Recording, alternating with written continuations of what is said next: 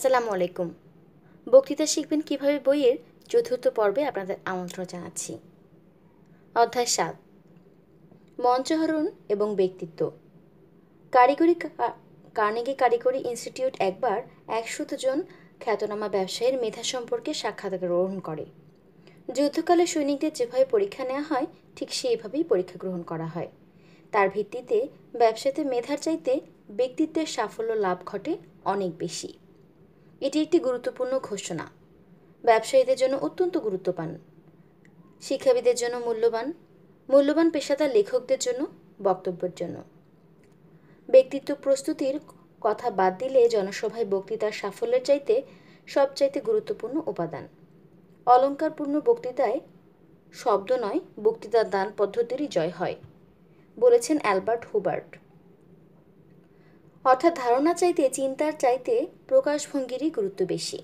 কিন্তু ব্যক্তিত্ব হচ্ছে অস্পষ্ট এবং ছলনাময় বিষয়, যেগুলো সৌরভের জন্য কোনো বিশ্লেষণ দরকার হয় না।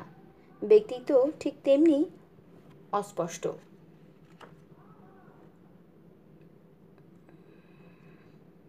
এটা হচ্ছে একজন মানুষের শারীরিক, মানসিক এবং মন মেজাজ, ধ্যান ধারণার সাহস, অভিজ্ঞতা, শিক্ষা এগুলোর প্রভৃতির মিলিত নামের আইনস্টাইনের আপেক্ষিকতাবাদের মতো এটিও একটি জটিল বিষয়, যা সামান্যই বোঝা যায়।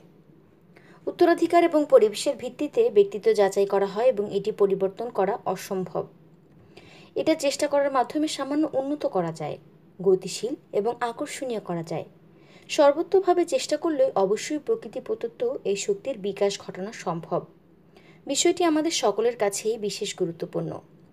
আপনি যদি ব্যক্তিত্বের সুস্পষ্ট প্রকাশ ঘটাতে চান তাহলে শ্রোতাদের সামনে ক্লান্ত দেহে যাবেন না। ক্লান্ত বক্তা কখনো দর্শক শ্রোতাদের দৃষ্টি আকর্ষণ করতে সক্ষম হয় না। সর্বশেষ মুহূর্ত পর্যন্তই আপনার প্রস্তুতির পরিকল্পনা সম্পর্কে চিন্তা করবেন, যাতে কোনো রকম ভুল হতে না পারে। এইভাবে প্রস্তুতি নিলে সঠিকভাবেই বক্তব্য পেশ করা সহজতর হবে।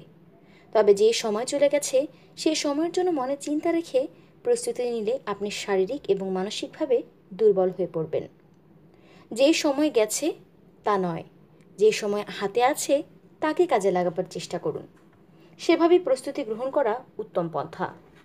বিকেল ৪টায় যদি কোনো বৈঠক কমিটি আপনার গুরুত্বপূর্ণ ভাষণ দেওয়ার কথা থাকে তাহলে হালকা মধ্যাহ্নভোজ গ্রহণ করুন, অতঃপর বিশ্রাম নিন। এই সময় বিশ্রামের ফাঁকে বিষয়টি ভেবে নিন। সুভাষণের জন্য এই বিশ্রাম বিশেষ প্রয়োজন। আপনি যখন কোনো গুরুত্বপূর্ণ ভাষণের কথা চিন্তা করবেন তখন আপনার ক্ষুধা সম্পর্কে অবশ্যই সাবধান হতে হবে। প্রয়োজন আছে তাই সামান্য খাদ্য গ্রহণ করুন। হেনরি ওয়ার্ড বেচার রাতে বক্তৃতার প্রস্তুতি হিসেবে রোববার বিকেল ৫টায় হালকা খাবার গ্রহণ করতেন। এই খাবারে থাকতো হালকা নাস্তা এবং সামান্য দুধ। এরপর তিনি রাতে আর কোনো খাবারই খেতেন না। মাদার মেলবা বলেছেন, যে রাতে আমি গান গাই সেই রাতের আগে বিকাল ৫টায় আমি নৈশভোজ গ্রহণ করি। সেই খাদ্যে থাকে সামান্য মাছ, মুরগির মাংস, রুটি, মিষ্টি বা পানি। অথবা গান গাওয়ার সময় আমি নিজেকে অত্যন্ত হালকা অনুভব করি, ফলে রাতে অনুষ্ঠান শেষে আমি ক্ষুধার্ত হয়ে পড়ি। একজন পেশাদার বক্তা হয়েও দৈনিক ২ ঘন্টা বক্তৃতা দানের অভ্যাস করার আগে পর্যন্ত আমি বুঝতে পারতাম না কেন মেলবা বেকার উপরোক্ত পদ্ধতি অনুসরণ করতেন। কিন্তু অভিজ্ঞতা লাভ করে আমি বুঝতে পেরেছিলাম যে যেদিন আমি গুরু ভোজন করে কোনো রকম বিশ্রাম না নিয়ে মঞ্চে দাঁড়াই সেদিন আমার মানসিক বা শারীরিক দিক থেকে আমি অসুবিধায় পড়তাম। আমার মনে হতো আমার পেটের খাবার আমাকে বক্তৃতা করতে বাধা দিচ্ছে, আমার শরীর ভারী হয়ে আসছে। পেডারভস্কি বলেছেন, কোনো কনসার্ট পার্টিতে অংশগ্রহণের আগে তিনি যেদিন গুরু ভোজন করেন সেদিন তার শরীর ভারী হয়ে যেত। মঞ্চে হাতের আঙ্গুল চলতো না ঠিকভাবে, মনে হতো আঙ্গুলগুলো ভারী হয়ে গেছে। একটা অনুষ্ঠানে শ্রোতার আকর্ষণ হতে বক্তার বক্তৃতায় ভিন্নতর কেন হয়? আপনার স্মরণশক্তি যেন ভোঁতা না হয়ে পড়ে, কারণ এটি অতীব গুরুত্বপূর্ণ।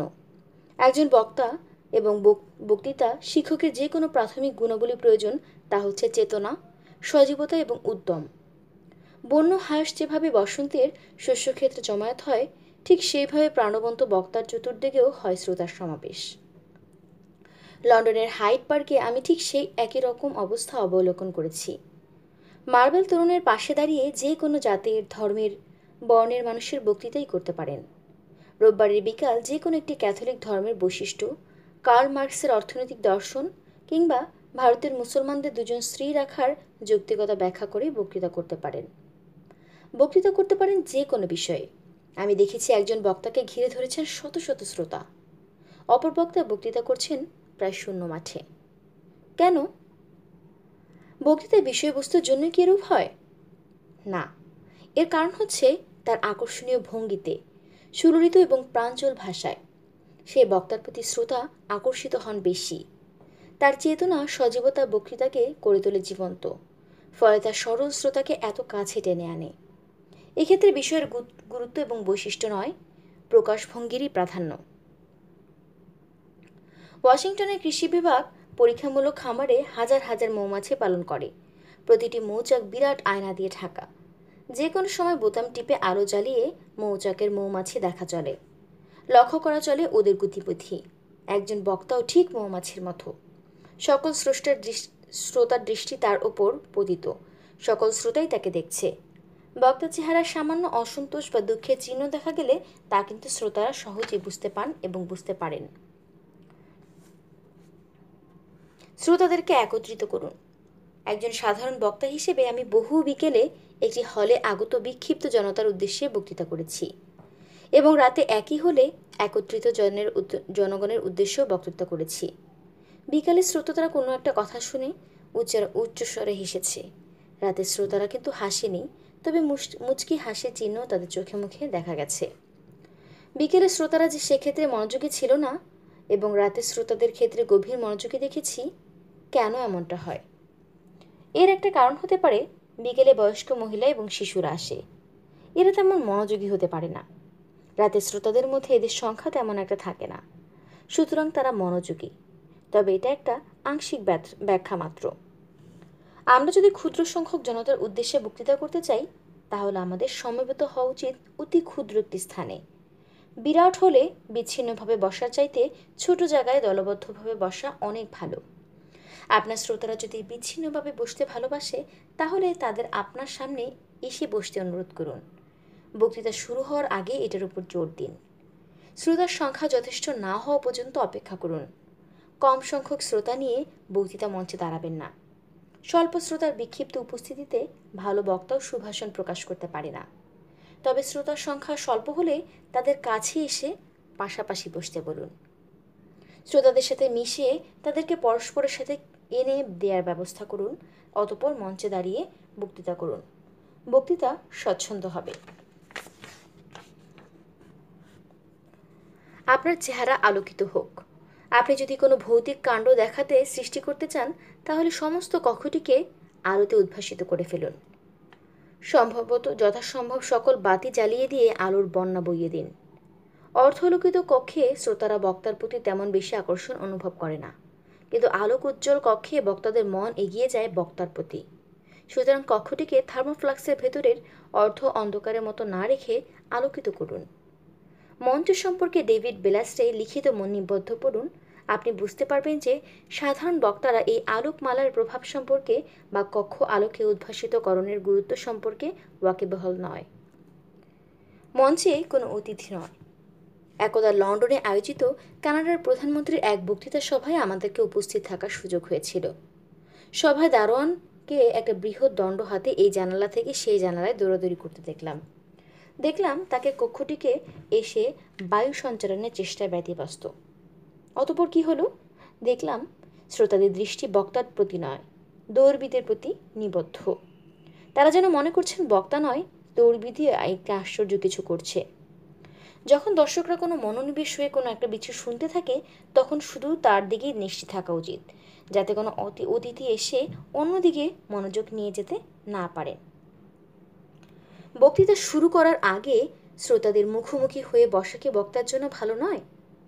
আগে মঞ্চে না গিয়ে বক্তৃতা শুরু করার মুহূর্তেই মঞ্চে যাওয়ার জন্য কি বক্তৃতা দেওয়ার জন্য ভালো নয়? কিন্তু যদি আগে গিয়ে মঞ্চে বসে থাকতে হয়, তাহলে বসা সম্পর্কে সচেতন থাকতে হবে। ওখান থেকে দেখা যাবে শ্রোতারা আসছেন, চেয়ার খুঁজছেন। চেয়ার বহু খালি থাকলেও একটি ভালো জায়গায় বসে বসছেন, কেউ বা উঠে যাচ্ছেন। একটা জায়গায় বসে মনে হলো আরাম পাচ্ছেন না, তাই অন্যত্র যাচ্ছেন, গিয়ে বসছেন আরেকটা চেয়ারে আরাম করে। এইভাবে করতে করতে তাদের মন বিক্ষিপ্ত হয়ে পড়ে। সুতরাং বসতে হলে এমনভাবে বসবেন যাতে শ্রোতাদের এসব কাণ্ড লক্ষ্য করতে সরাসরি না হয়। আমরা আগেই বলেছি আকর্ষণীয় পোশাক অলংকার পরে মঞ্চে যাবেন না। এগুলো দৃষ্টি আপনার চেয়ে সেগুলোর প্রতি দৃষ্টি বেশি আকর্ষণ করবে। বক্তৃতা দিতে গেলে তার তড়িঘড়ি করে বক্তৃতা শুরু করবেন না। দীর্ঘ নিঃশ্বাস নিন এবং শ্রোতাদের প্রতি দৃষ্টি বুলিয়ে নিন। হলে কোথাও গণ্ডগোল হলে বা শব্দ হলে মনে হলে তা থেমে যাওয়া পর্যন্ত অপেক্ষা করুন। বুক উঁচু করে দাঁড়ান। শুধুমাত্র বক্তৃতা করতে দাঁড়িয়ে নয়, বাড়িতেও এরূপভাবে দাঁড়াতে অভ্যাস করুন। নিয়মিত এরূপ অভ্যাস করলে শ্রোতাদের সামনে বক্তৃতা মঞ্চে দাঁড়াতে গেলে স্বাভাবিক নিয়মেই আপনার দাঁড়ানোর ভঙ্গিতে দৃঢ় মনোভাব ফুটে উঠবে। যে কোনো দু ব্যক্তির অঙ্গভঙ্গি একরূপ হয় না, হতেই পারে না। লিঙ্কন কথা বলতেন অত্যন্ত দ্রুতগতিতে, সুতরাং তার অঙ্গভঙ্গি হতো দ্রুততর, কিন্তু ডগলাসের বেলায় সেরূপ হতো না। এরূপ হলো বরং তা হতো হাস্যকর। লিঙ্কন বলেছেন তার জীবনী রচয়িতা এবং আইন অংশীদার বইতে, মস্তিষ্ক যেভাবে নাড়তেন তার হাত সেভাবে নাড়তেন না। তিনি তার বিবৃতিতে বিশেষ গুরুত্ব আরোপ করতেন যখন তিনি তার মস্তিষ্ক সঞ্চালন করতেন। কোনো কোনো সময় তিনি মস্তিষ্কে এইরূপ ছাঁকনি দিতেন যেন বিদ্যুৎ খণ্ড বিচ্ছুরিত হয়েছে। বক্তৃতাকালে তিনি মঞ্চের কখনো এদিক ওদিক তাকাতেন না। অন্যান্য সাধারণ বক্তার মতো এদিক সেদিক তিনি তাকাতেন না। তিনি বক্তৃতাকালে আস্তে আস্তে স্বাভাবিক হয়ে পড়তেন এবং স্বাভাবিক মানুষের মতোই কথা বলতেন। তার বক্তব্যে প্রকাশিত হয়ে পড়ত দৃঢ় ব্যক্তিত্ব। শ্রোতারা বুঝতে পারতেন তার স্বতন্ত্র। সময়ে সময়ে তিনি ডান হাত তুলে শ্রোতাদের প্রতি এমনভাবে নির্দেশ করতেন যে শ্রোতাদের সামনে তখন তার বক্তব্যের অর্থ সুস্পষ্ট হয়ে পড়ত। তার আনন্দ প্রকাশের জন্য মাঝে মাঝে দু হাত উপরে তুলতেন। এভাবে তার বক্তব্য স্পষ্ট হয়ে যেত। তিনি দৃঢ় হবার জন্য কখনো মঞ্চে কিছু করতেন না। সময়ে সময়ে তিনি তার পজিশন পরিবর্তন করতেন। এই পরিবর্তনের জন্য তিনি সামনে বা পেছনে সরে দাঁড়াতেন না। মনকে দৃঢ় করার জন্য তিনি একটু পরপর বাম হাত দিয়ে কোটের বোতাম ধরতেন না, পকেটে হাত দিতেন না, ডান হাতে নাড়াচাড়া করতেন। এতে তার বক্তব্য পেশের গতি হতো সাবলীল। শিকাগোর লিঙ্কন পার্কে সেন্ট গাউডেনের তৈরি তার মূর্তি রয়েছে, তাতে একই অঙ্গভঙ্গি রয়েছে। এটাই ছিল লিঙ্কনের পদ্ধতি। বক্তৃতাকালে থিওডোর রুজভেল্ট হয়ে পড়তেন অধিকতর সজাগ, সচেতন, আবেগপূর্ণ, উত্তেজিত এবং তেজদীপ্ত। তার চোখে মুখে ছড়িয়ে পড়তে একটি অদ্ভুত অনুভূতির উজ্জ্বল্য। মনে হতো তিনি যেন তার দেহটি একটি স্বয়ংক্রিয় যন্ত্র এবং যেই যন্ত্র থেকে বেরোচ্ছে বক্তৃতার ধ্বনি। স্বাভাবিক জীবন স্পন্দন যে কোনো কর্মেরই প্রতিফলন। বাক অঙ্গভঙ্গির কারণে তিনি ছিলেন সম্পূর্ণ ব্যর্থকাম। পেটের অঙ্গভঙ্গি হয়ে পড়ত সম্পূর্ণ অর্থহীন, যেন তিনি তার বাতাসে সঙ্গের মতো হাত পা নাড়ছেন। স্যার হেনরি ইরভিং এর একটি পা ছিল খোড়া, তার গতিবিধিও হতো খোড়া। মঞ্চে লর্ড মেকলের অঙ্গভঙ্গি হতো অর্থহীন, গ্লেটিন্ডেরও হতো তাই, পার্নেলেরও হতো একই রূপ। এর উত্তর হচ্ছে পার্লামেন্টারি বাকপটুতা সম্পর্কে ক্যামব্রিজ বিশ্ববিদ্যালয়ে আয়োজিত এক অনুষ্ঠানে লর্ড কার্জন বলেন, সকল সুবক্তাই বক্তৃতাকালে নিজস্ব কায়দায় অঙ্গভঙ্গি বা অঙ্গ সঞ্চালন করেন। এই অঙ্গভঙ্গি বক্তার বক্তব্যকে অর্থবহ করে তোলে। তার চেহারা যাই হোক না কেন, অঙ্গভঙ্গি তার বক্তব্যকে আকর্ষণীয় করে তোলে। আপনি যদি সত্যি সত্যি দর্শকদের সামনে যে কোনো বক্তৃতা করতে দাঁড়াবেন, তখন ইচ্ছা করে কোনো অঙ্গভঙ্গি করবেন না। স্বাভাবিকভাবে যে অঙ্গভঙ্গি হয় তা হতে দিন। কিন্তু আপনি যখন অভ্যাস করবেন, বক্তৃতা শিখবেন, তখন আপনার বক্তব্যকে জোরদার করার জন্য বিভিন্ন রকম অঙ্গভঙ্গি সঞ্চালন করুন। এভাবে অভ্যাস করলে তখন আপনি সহজেই বক্তৃতা শিখতে পারবেন এবং দর্শক সম্মুখে বক্তৃতাকালে আপনার অঙ্গ সঞ্চালন হবে স্বাভাবিক নিয়মে। বই বন্ধ করুন। বইয়ের ছাপানো পৃষ্ঠা দেখে অঙ্গ সঞ্চালন শেখা যায় না। বক্তৃতাকালে আপনার ধারণা, আপনার চিন্তা, আপনার প্রকাশভঙ্গি যে কোনো শিক্ষকের শিক্ষা পদ্ধতির থেকে অনেক বেশি মূল্যবান হতে হবে। নিম্নে বক্তৃতা সম্পর্কে আমার গড়া 11টি শব্দ উল্লেখ করছি।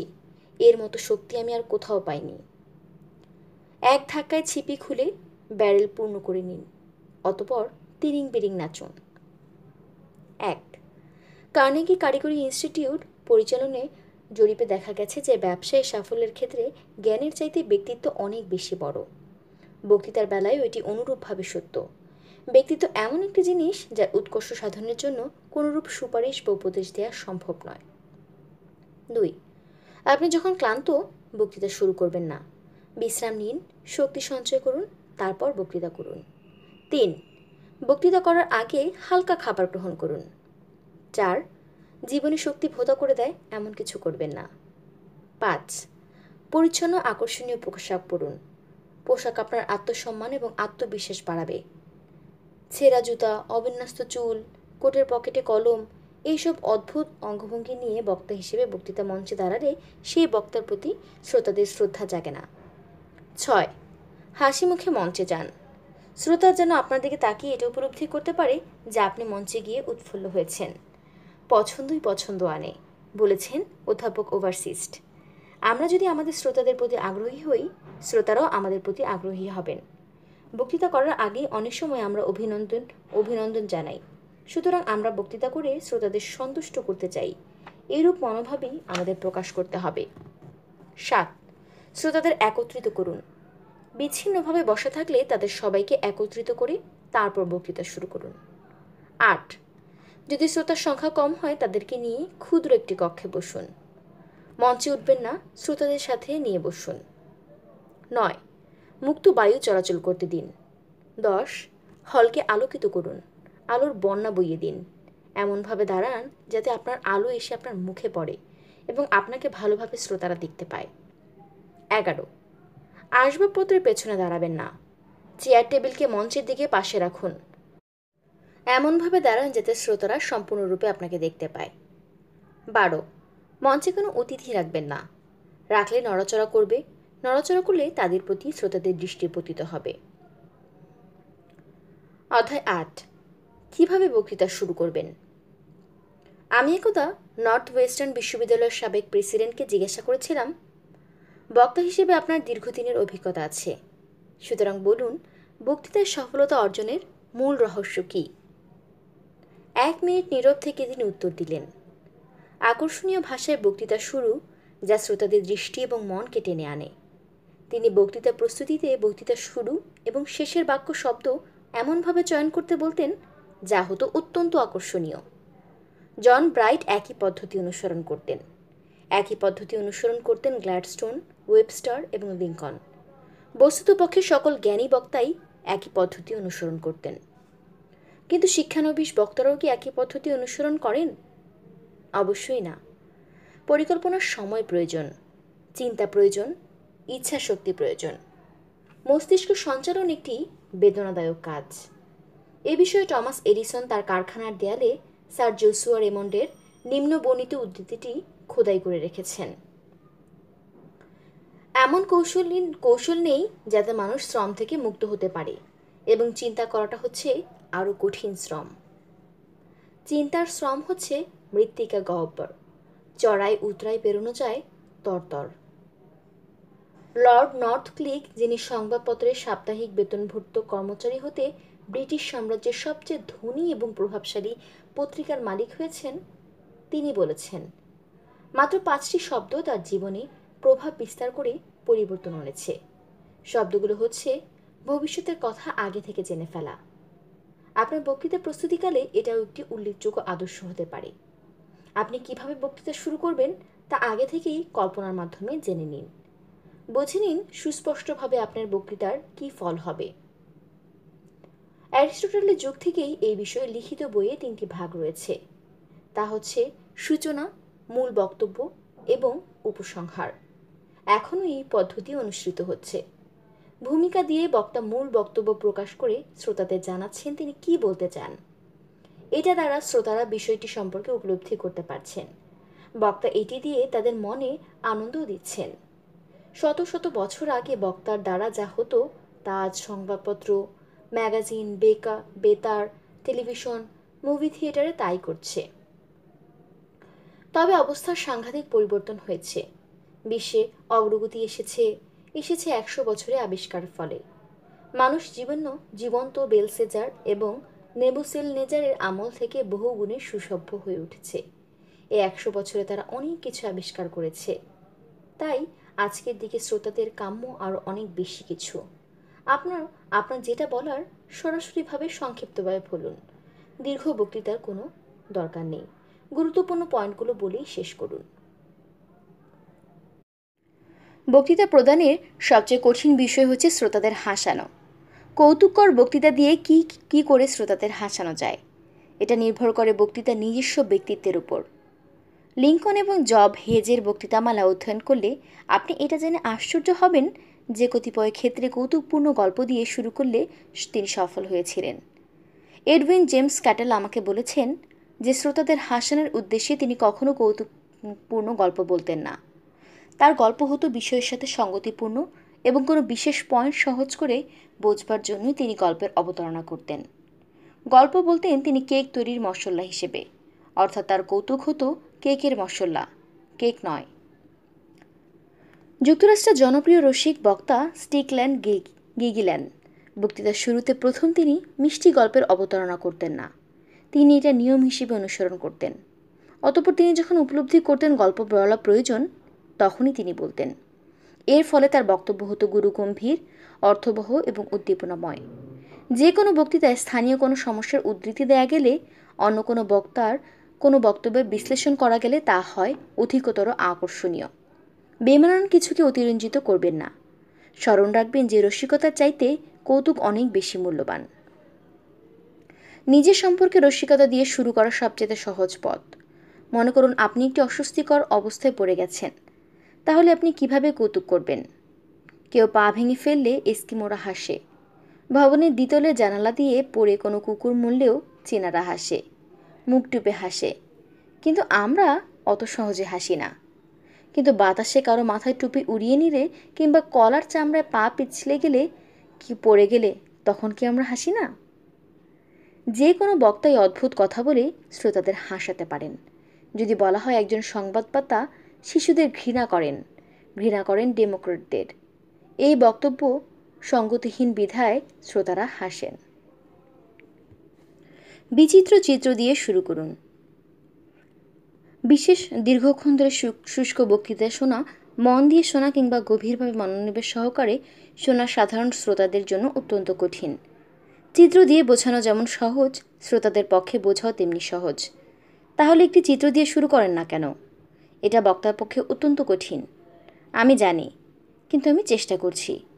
সাধারণ বক্তারা মনে করেন যে সাধারণ বিবৃতির মধ্যে সেই বক্তৃতা করা উচিত।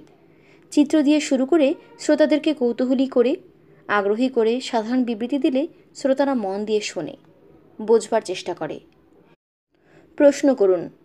বক্তৃতার আরেকটি জিনিস হচ্ছে প্রশ্ন দিয়ে শুরু করা, যা শ্রোতাকে ভাবিয়ে তুলছে এবং আপনার বক্তৃতার প্রতি আরও বেশি আগ্রহী করে তুলছে। যখন একটা প্রশ্ন দিয়ে শুরু করা হয়, তখন কিন্তু স্বাভাবিকতাই তাদের মনে থেকে একটি প্রশ্ন জাগে এবং সেটা নিয়ে তাদের ভাবিয়ে তোলে। সংক্ষিপ্ত সার: 1. বক্তৃতার সূচনা বড়ই কঠিন। শ্রোতার মনে আকর্ষণ সৃষ্টির জন্য এটি অত্যন্ত গুরুত্বপূর্ণ। 2. সূচনা বা ভূমিকা সংক্ষিপ্ত হওয়া প্রয়োজন, এটি 1 বা 2 বাক্যে শেষ করা দরকার। 3. নবিশের মানবিক কাহিনী বলে বা ক্ষমা প্রার্থনার বিষয়ে বক্তৃতা শুরু করতে চান, এই দুইটি পদ্ধতি অস্বাভাবিক ভুল। খুব কম সংখ্যক লোক রয়েছে যারা মানবিক কাহিনী সাফল্যের সাথে ব্যক্ত করতে পারেন। 4. একজন বক্তা সহজেই শ্রোতাদের মন আকর্ষণ করতে পারেন যদি তিনি ঔৎসুক্য জাগাতে পারেন, মানবিক কাহিনী বলতে পারলে, বিশেষ কিছু ব্যাখ্যা দিলে, কোনো কিছু প্রদর্শন করলে, প্রশ্ন জিজ্ঞাসা করে, আকর্ষণীয় কোটেশন দিয়ে শুরু করলে। 5. সূচনায় কোনো কিছুকে অস্বাভাবিক প্রথাসিদ্ধ করার চেষ্টা করবেন না। সূচনাকে স্বাভাবিক, গতিশীল এবং অবশ্যম্ভাবী প্রতিষ্ঠিত করার চেষ্টা করুন। অধ্যায় 9: বক্তৃতা শেষ করবেন কিভাবে। আপনি কি জানতে চান বক্তৃতার কোন অংশে আপনি অভিজ্ঞতা, অনুপযুক্ততা, আকর্ষণ প্রকাশন করবেন? তা হচ্ছে সূচনা এবং শেষে। থিয়েটারের নায়ক নায়িকাদের সম্পর্কে এটি একটি পুরাতন প্রবচন রয়েছে। তা হচ্ছে প্রবেশ এবং প্রস্থান দিয়ে আমরা তাদেরকে চিনি। শুরু এবং শেষ। যে কোনো কাজে দক্ষতা প্রকাশ অত্যন্ত কঠিন কাজ। উদাহরণস্বরূপ, সামাজিক অনুষ্ঠানে আকর্ষণীয় প্রবেশ, আকর্ষণীয় প্রস্থান কি উল্লেখযোগ্য কাজ নয়? যে কোনো বক্তৃতার সমাপ্তি হচ্ছে সবচেয়ে গুরুত্বপূর্ণ দিক। বক্তা সব শেষে যা বলেন সে সব শব্দ উচ্চারণ করে তা শ্রোতাদের কানে অনুমৃত হয়, দীর্ঘকাল জাগরণ থাকে, স্থায়ী হয়। কিন্তু প্রাথমিক শিক্ষার্থীরা এর গুরুত্ব সঠিকভাবে উপলব্ধি করতে পারে না, তাদের সমাপ্তি হয় ত্রুটিপূর্ণ। তাদের সাধারণ ভুলটা কি? এক্ষেত্রে সেগুলো আমরা কিছু আলোচনা করব। এরূপ বক্তা আছেন যারা বলেন, এই বিষয়ে আমরা মোটামুটি বক্তব্য, সুতরাং আমার বক্তব্য এখানে শেষ করা উচিত, তাই আমি শেষ করছি। এটা কিন্তু সুষ্ঠু সমাপ্তি নয়, এই সমাপ্তিটা ভুল, এটি ক্ষমার অযোগ্য। এটাই যদি আপনার বক্তব্য হয় তাহলে কেন তা শেষ বলছেন? এই অভিমত প্রকাশ না করে বক্তব্য শেষ কেন করছেন না? এরূপ করলে আপনার বক্তব্য শেষ হয়েছে তা শ্রোতারা বুঝবে। এতে আপনার অভিরুচিতে তেমন খারাপ কিছু দেখা যাবে না। আপনার বক্তব্য শেষ হয়েছে এটা না বলে শ্রোতাদের তা উপলব্ধি করতে দিন। এই ধরনের বক্তাও আছে যারা বলেন যে আমার যা কিছু বলার ছিল আমি বললাম, অতঃপর তিনি শেষ করেন। তিনি কিভাবে শেষ করেছেন তা তিনি জানেন না। জোস বিলিং জনগণকে এই মর্মে উপদেশ দিতেন যে ষাঁড় সম্পর্কে বলতে হলে তার লেজ নিয়ে শুরু করুন, শিং দিয়ে নয়। আমার মতো লেজ দিয়ে অর্থাৎ শেষের দিক থেকে শুরু করলে শিং সম্পর্কে আগা পর্যন্ত বলা যথাযথভাবে সম্ভব হয় না। এই ধরনের বক্তারা ঘুরে ফিরে একই কথা বলেন, ফলে আসল কথা তাদের বক্তৃতা বলা হয় না। শ্রোতারা তাদের বক্তৃতা হতে নতুন কিছু বোঝাতে পারেন না। তাদের বক্তৃতা শ্রোতা মনে খারাপ ধারণা সৃষ্টি করে। এটার প্রতিকার কি? বক্তৃতার শেষটুকু উপসংহার পরিকল্পিত হওয়া কি উচিত নয়? যখন আপনি কোনো একটি নির্দিষ্ট বিষয় নিয়ে কথা বলছেন, তখন বিষয়টি যাতে শ্রোতা মনে দাগ কাটে, শ্রোতাদের প্রভাবিত করে, সেই দিকে আপনার লক্ষ্য রাখা উচিত নয় কি? তাকে সুস্পষ্টভাবে শান্তভাবে বলার পরিকল্পনা আগে থেকেই কি প্রয়োজন নয়? যারা যারা বিখ্যাত বক্তা ছিলেন তারা অবশ্যই এটা আগে থেকে লিখে নিতেন এবং সেই অনুসারে ব্যবহার্য শব্দগুলো মুখস্থ করে নিতেন। অনেক শিক্ষানবিশ বক্তৃতাকালে অপ্রত্যাশিতভাবে বক্তব্য শেষ করে ফেলেন। তাদের সমাপ্তির পদ্ধতি বিধি নিয়মের আওতাভুক্ত নয়, সুন্দর নয়। সত্যি কথা বলতে গেলে তাদের বক্তৃতায় কোনো রূপ সমাপ্তি নেই। যা আছে তা আছে অপ্রত্যাশিত সমাপ্তি, যার ফলে বক্তৃতা কখনো কল্যাণকর হয় না। এটি একটি সামাজিক অনুষ্ঠানে অংশগ্রহণ করে কোনো একটা বন্ধুকে বন্ধু কর্তৃক বিদায় জানিয়ে স্বাগতিককে না বলিয়ে বিদায় নেওয়ার মতো। লিঙ্কনের মতো বক্তাও কোনো উদ্বোধনী বক্তৃতায় প্রথম খসড়া এই ধরনের ভুল করেছিলেন। এই উদ্বোধনী বক্তৃতা তিনি করেছিলেন একটি উত্তেজনাপূর্ণ সময়ে। সারা দেশে তখন বইছিল ঘৃণার ঝড়। এই ঝড়ে আকাশ তখন মেঘাচ্ছন্ন। এর কয়েক সপ্তাহ পরেই দেশে রক্তগঙ্গা বয়ে যায়। তিনি তার অনুষ্ঠানে জনজনকে উদ্দেশ্য করে উপসংহারে যা বলতে চেয়েছিলেন তা হলো, হে আমার অসন্তুষ্ট দেশবাসী, আপনাদের মনে দেখা দিয়েছে গৃহযুদ্ধের প্রশ্ন। সরকার আপনাদের প্রতিরোধ করবেন না। আপনারা আগ্রাসনকারী না হলে কোনোরূপ সংঘর্ষের সৃষ্টি করতে পারবেন না। আপনারা সরকারকে ধ্বংস করার কোনোরূপ আনুষ্ঠানিক প্রতিজ্ঞা গ্রহণ করেননি, কিন্তু আমি সরকারকে রক্ষা করার আনুষ্ঠানিক প্রতিজ্ঞা গ্রহণ করেছি। আপনারা এই আক্রমণ হতে বিরত থাকতে পারেন, কিন্তু আমি প্রতিরোধ হতে বিরত থাকতে পারি না। এটা আপনার জন্য, আমার জন্য নয়। বড় প্রশ্ন হচ্ছে শান্তি অথবা যুদ্ধ। লিগ অফ নেশনসের ষষ্ঠ অধিবেশন উদ্বোধনের পরের রোববার ডক্টর হ্যারি এমারসন ফস্টিক জেনেভার সেন্ট পিরের ক্যাথিড্রালে একটি বক্তৃতা করেন। তিনি বক্তৃতা শেষ করেন এই বাক্য নিয়ে যে যারা তরবারি হাতে নেয় তারা তরবারি হয়েই তার শেষ হয়। লক্ষ্য করুন তার ধর্ম উপদেশ সংশ্লিষ্ট বক্তৃতা শেষে কথাটি। আপনি বক্তৃতা নিতে গেলে আপনার পয়েন্ট সংক্ষিপ্ত করে নিন। একটা বক্তব্য 3 বা 5 মিনিটের একটি বক্তৃতায় এত বেশি পয়েন্ট আলোচনা করতে চান যে শ্রোতারা তার মূল বক্তব্য কী তাও বুঝতে ব্যর্থ হন। তবে কিছু বক্তা এটি উপলব্ধি করেন। তাদের মনে বদ্ধমূল ধারণা থাকে যে সব পয়েন্ট তাদের পরিষ্কার হচ্ছে, শ্রোতারাও সেই পয়েন্ট বুঝবে। এই ধারণা ঠিক নয়। বক্তা নিজে এগুলো জানলেও শ্রোতার কাছে সম্পূর্ণ এগুলো নতুন। তারা কিছু বুঝবেন, কিছু বুঝবেন না। একজন খ্যাতনামা আইরিশ বক্তা বলেছেন, প্রথমে তাদের বলুন যে বলা শেষ হয়েছে। এটা অবশ্য ভালো কথা যে শ্রোতাদের বলে দেয়া যে তারা বলার ক্ষেত্রে এটা বলে দিয়েছেন। এই বক্তব্যটা হওয়া উচিত সংক্ষিপ্ত সারস্বরূপ। এখানে একটি উদাহরণ দিচ্ছি। বক্তা শিকাগোর রেলওয়ের একজন ট্রাফিক ম্যানেজার। ভদ্র মহোদয়গণ, সংক্ষেপে বলতে গেলে আমার বক্তব্য হচ্ছে, পূর্ব এবং পশ্চিম উত্তরে আমাদের রেলপথ চালু করা হয়েছে এবং অভিজ্ঞ পরিচালন ব্যবস্থার মাধ্যমে গত বছরের দুর্ঘটনা পরিহার করে আমরা যে অর্থ পেয়েছি তা দিয়ে দক্ষিণ পথে লাইন চালু করা যায়। সুতরাং আমি দক্ষিণের পথে লাইন চালু করার সুপারিশ করছি। দেখুন তিনি কি করলেন। বাকি অংশ না শুনে আপনি বুঝতে পারছেন যে তার বক্তব্য কী হতে পারে। তিনি অতি সংক্ষিপ্তভাবে 50টি শব্দে সমস্ত বিষয়টি ব্যাখ্যা করেছেন। আপনার যদি মনে হয় এই ধরনের সংক্ষিপ্ত বক্তৃতা ফলপ্রসূ হয়, যদি মনে করেন তবে তা অভ্যাস করুন। কাজের জন্য আবেদন করুন। এই বক্তৃতার সমাপ্তি অত্যন্ত আবেদনমূলক। বক্তা চান কিছু তার করা হোক। তিনি চাচ্ছেন দক্ষিণের পথে রেল যোগাযোগ চালু করা হোক। তিনি যা চাচ্ছেন দুর্ঘটনা পরিহারের ফলে সঞ্চিত অর্থ ব্যয়। বক্তা কাজে যাচ্ছেন, সাড়া চাচ্ছেন, সুতরাং সাড়া মিলছে। এই ধরনের বক্তৃতার শ্রোতারা যেমন সাড়া মিলে, তেমনি কর্তৃপক্ষেরও অনুরূপ সাড়া পাওয়া যায়।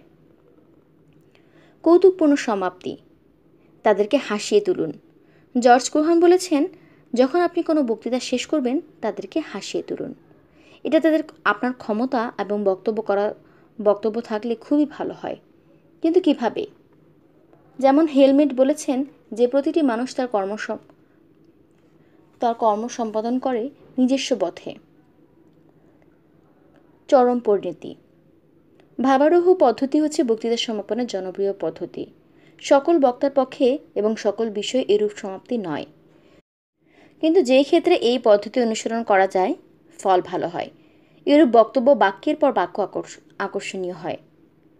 তৃতীয় অনুচ্ছেদের ফিলাডেলফিয়ায় প্রদত্ত পুরস্কার অর্জনকারী বক্তৃতাটি এই বিষয়ের উল্লেখযোগ্য উদাহরণ। নায়াগ্রা জলপ্রপাত সম্পর্কে বক্তৃতা স্মরণকালে লিঙ্কন তার নোটে ভাবারোহ পদ্ধতি অনুসরণ করেছিলেন। তিনি কলম্বাসের কাজের সাথে যীশুখ্রিস্ট, মুসা, আদম এবং অন্যান্য কালের তুলনা করেছিলেন। সাধারণত শ্রোতারা দীর্ঘ সময় বক্তৃতা পছন্দ করেন না। বক্তৃতার বিষয়ে যাই হোক না কেন, পায়ে চলার পথে আঙুলে আঙুল লাগাতে যে সময় প্রয়োজন, অর্থাৎ 1 ফুটের সমান বক্তব্য, এটি যেন হয় সবার কাম্য। অতএব হুঁশিয়ার হন ভাগ্য সম্পর্কে। শ্রোতার মনের কথা জানেন না যখন, তাদের ইচ্ছা অনুযায়ী শেষ করুন বক্তব্য। সংক্ষিপ্তসার। 1. বক্তৃতার সুসমাপ্তি অত্যন্ত গুরুত্বপূর্ণ বিষয়। সব শেষে যা বলা হয় তা দীর্ঘকাল স্মরণ থাকে। 2. এই বিষয়ে আমি যা বলতে চাই তা হচ্ছে, সুতরাং আমার মনে হয় আমার শেষ করা উচিত, আমি শেষ করছি, এরূপ বলে শেষ করব না। বক্তৃতা শেষ করুন, কিন্তু শেষ করছেন বলবেন না। 3. ওয়েবস্টার, ব্রাইট এবং গ্ল্যাডস্টোন যেভাবে বক্তৃতার উপসংহারের পরিকল্পনা করতেন, ঠিক সেভাবে আপনি পরিকল্পনা করুন। অভ্যাস করুন, এলোমেলোভাবে শেষ করবেন না। 6. সমাপ্তির 6টি পদ্ধতি। মূল বক্তব্য বিষয়টি সংক্ষিপ্ত সার প্রদান। কর্মের আবেদন জানানো, শ্রোতাদের প্রশংসা করা, বক্তৃতার শ্রোতাদের হাসানো, অর্থপূর্ণ কাব্যাংশ বলা, ভাবারোহ বা চরম পরিণতি প্রদান। সুসমাপ্তি এবং ভালো সূচনার মধ্যে সমন্বয় সাধন করুন। শ্রোতারা চাইবার আগেই বক্তব্য শেষ করে ফেলুন। শ্রোতাদের কাছে বক্তব্য শ্রুতিমধুর থাকাতে শেষ করে নিজেও সন্তোষ লাভ করা যায়।